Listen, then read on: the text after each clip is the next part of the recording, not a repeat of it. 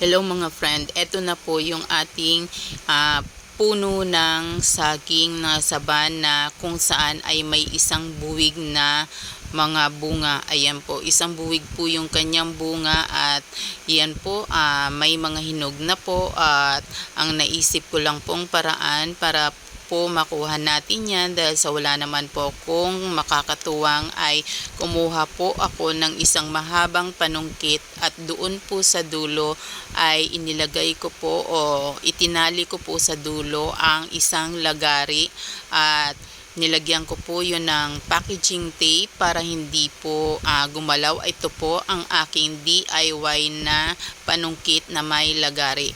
Pasensya na po, hindi ko po maipokus at yan po sa unti-unti po pinatatamaan ko ng lagari po yung pinakabuwig. Kaya mapapansin nyo po ay tumutulo po yung sa bandang itaas, yung pinakakatas po ng buwig po. Ayan, at medyo nakukuha na po natin at sa kalalagari po natin, ayan, nakukuha po sa tiyaga. Konti na lang po yung nakakapit sa nakakapit doon sa buwig at malapit na pong bumagsak ang ating isang buwig na saging. Ang lahat po ay nakukuha sa tiyaga. Ayan nga, totoo po ang kasabihan na kapag may tiyaga ay may nilaga. Ayan, pinagtsatsagaan ko lang po na lagariin yung pinaka itaas po nung buwig ng saging. Ayan po. At dahil nga wala po akong katuwang, kaya ayan, konti na lang po, medyo takot po ako lumapit kasi baka po tayo ay tamaan ng isang buwig na saging. At heto na po, bumagsak na ang isang buwig na saging sa lupa at tumama po sa bato. Kaya po ayan, marami po ang mga nadurog yung bandang nasa ibaba pong bahagi. Ayan po, marami po yung nadurog na saba. At ito po yung sa bandang itaas na mga hinog na po. Ayan po. At siksik po ang kanyang bunga. Napakarami po. Ito po yung mga iba pa mga bumagsak po. At heto, malaki po siya. Diba mga friend, halos isang dangkal ang isang saging. Ayan, marami po sila.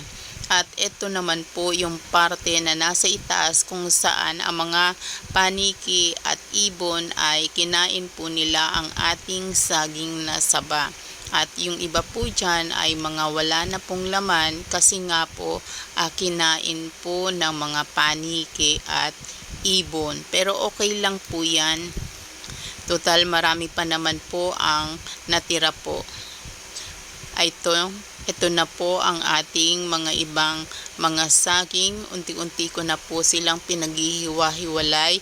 Ang mga saging nga po pala natin, mga friend, ang isang buwig ay inabot po ng 15 pieces na piling.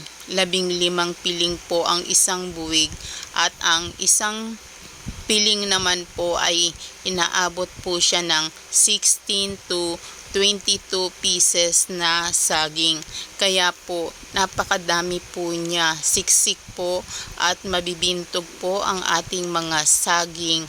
Malaki po siya mga friend. Ito po yung mga na-damage na mga saging na saba.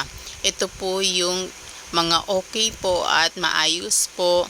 Ayan, naitabi na po natin.